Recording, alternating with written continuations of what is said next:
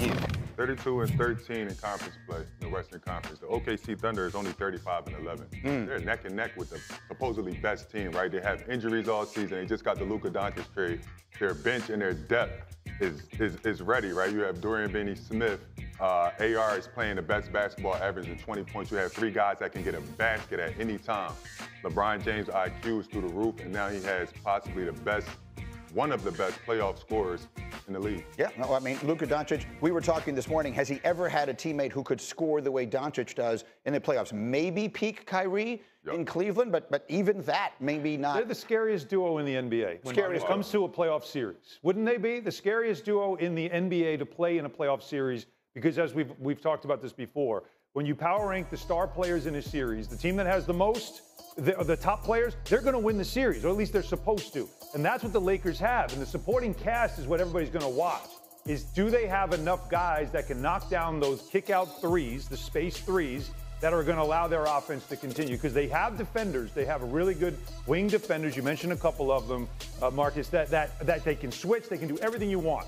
But if they're not hitting, if Gabe Vincent's not in some corner threes, if you're not getting it from Vanderbilt, if you're not some other people that have to step up in big spots, that's going to cost them. Can I put up C25, Cindy? Because to sort of illustrate this point, with Denver losing last night, the Lakers wake up this morning as the 3 seed in the Western Conference. They have the tiebreaker with the Nuggets. Lakers play the Warriors, by the way, tonight, which should be a fascinating game. And we'll play each other. The Lakers will play the Rockets, so they'll get a chance to try and make a move there. This obviously is a compelling story for a million different reasons, Shams, as we see the Lakers trying to make their moves here and how this all is going to wind up in the standings in the first-round matchups. Greeny, my biggest concern with the Lakers was their front court depth, and that's Jackson Hayes.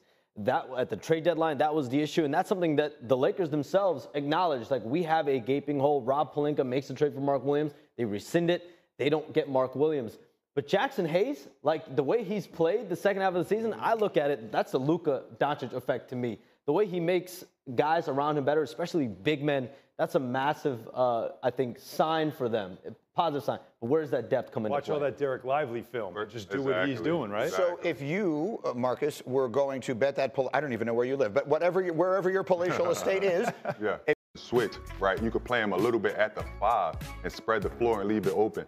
LeBron James has a chance now to see the game in different ways and have the highest IQ, if not the highest IQ in the NBA, to be able to put himself in these positions with a guy like Luka Doncic controlling the ball, along with AR. He's playing really well, 20 points a game. He's going to have the third best defender guarding him. So listen, the floor will be wide open, and now it'll just be interesting to see how we get. Austin Reeves has gotten so good so quickly that all of a sudden, he's just known by his initials. Right? AR. I remember when he was Austin Reeves. Yeah. Now, all of a sudden, he's he just earned AR. that. He earned that. But in first reference, he's now that, right? And everybody knows what you're talking about. I'm also good. fascinated real quick to see J.J. Redick in a playoff series because he's starting to show us some strategic moves that he has in certain matchups during the regular season that he's taken a little extra serious. We have seen him come up with some game plans that are going to make some series. I don't even think he's got started yet. Yeah. Austin Reeves, J.J. Redick, very, very true golf buddies, and that has carried over to the basketball court. Yeah, that's exactly right. I tell you, the one thing about JJ taking this job, it's a lot harder to get him to get a tee time. With day at the Garden, and Alan, you celebrated it with him in the most appropriate fashion. Alan got some swag right now. I like that. Now, full disclosure, that's Clyde's jacket. Oh. He loaned you the jacket. We are literally the You same didn't have to size. tell me that. I mean, I don't. You don't think I have that in my closet? Did I think you just brought that from home? Every now and then you got to let them know. Hey. Well, the hat, the bolero. With the hat and the what are you, like a hitman from a 40s movie? You remember the famous Walt Clyde Frazier photo is him in front of the Rolls Royce. Yes, but it looks very different on him than it does on you somehow. Naturally, it does, yes. But yes. Look, it's trying to pay homage, and every now and then you got to let people know that if I had to, I can. So you're not the only person at this table who has at one time or another emulated Walt Frazier in your wardrobe. When I was a boy, I slept in New York Knicks number 10 footy pajamas.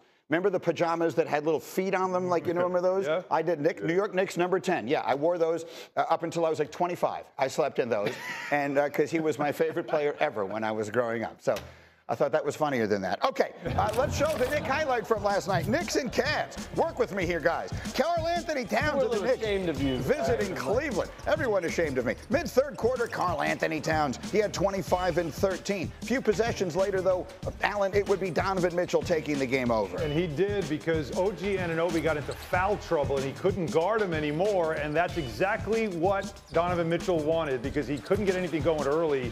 But man, did he get it going late. Yeah, he had 9 points in the third quarter. The Cavs turning a deficit into a lead, and he nails the step back two there. The Cavs a 6-point lead going into the fourth quarter, and then more from Mitchell in that fourth as the Knicks continue to struggle against the top teams in the East. It has been, the issue has been for them, the depth, because when you get to the bench, you can't match up. Cleveland's got a great bench, even without Ty Jerome. They just bring in guys. DeAndre Hunter, impact player that they picked up. That depth is going to be tough to match up with in a playoff series. 27 for Mitchell last night as the Cavaliers get the win. So to point it out, the Knicks are now 0-6 against the Cavs and Celtics this year.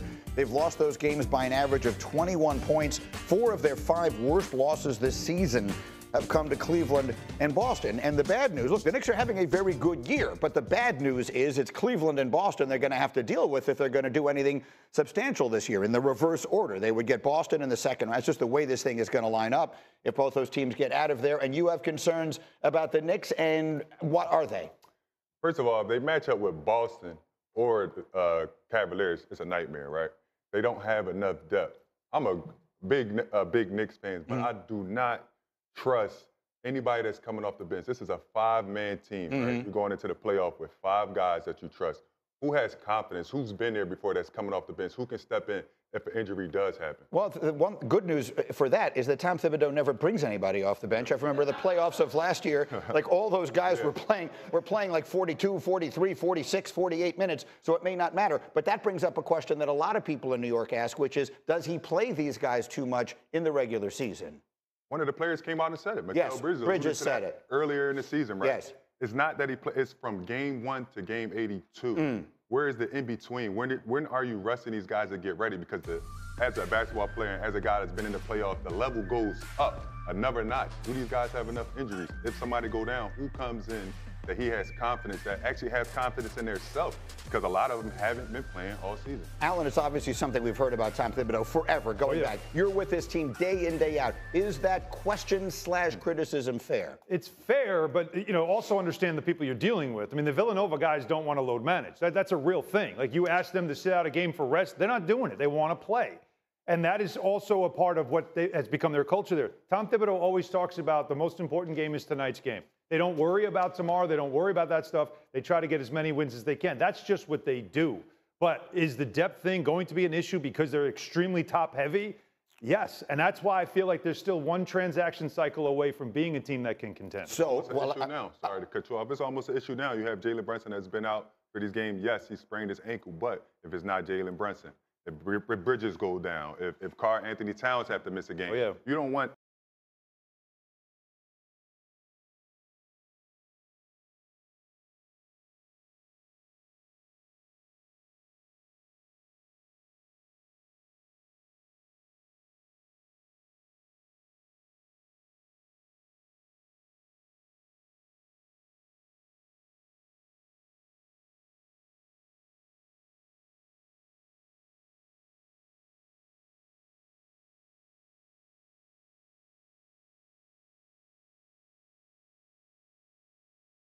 They got Mikal Bridges, and then they got Karl Anthony Towns. There's only so many big moves you can make. They don't have an allotment of first-round picks at their disposal anymore either. I think a lot will be predicated this transaction cycle in the offseason on how the playoffs go, right? For not only the Knicks, let's talk about Kevin Durant, for example. He's arguably going to be the biggest name on this upcoming trade offseason. What does the market look like for him? There was mutual interest with Minnesota, with Houston, with New York, with San Antonio, and Miami. A lot will be predicated on which of those teams loses early. Which team feels like they're a Kevin Durant away from winning a championship? Could that be the Knicks? Potentially. Yeah, and that's why right now headlines are being written the minute you finish that sentence about Kevin Durant to the Knicks, because that will be the chatter, and that's what's going to happen, because it does here in New York. It's going to in Houston, of course, as well. The teams that feel like they're one piece away, And of course, it's going to be what's the cost. All right, I want to stay with this because we had a good conversation with Marcus this morning, and he made a point I would like to bring up. We were going to do a feature called One Reason Why, but we're going to limit it to just one team because your thought was so interesting. Give me one reason why you believe, and I haven't had many people say this on this program, why you believe the Los Angeles Lakers, led by Luka Doncic and LeBron James, can win the NBA championship this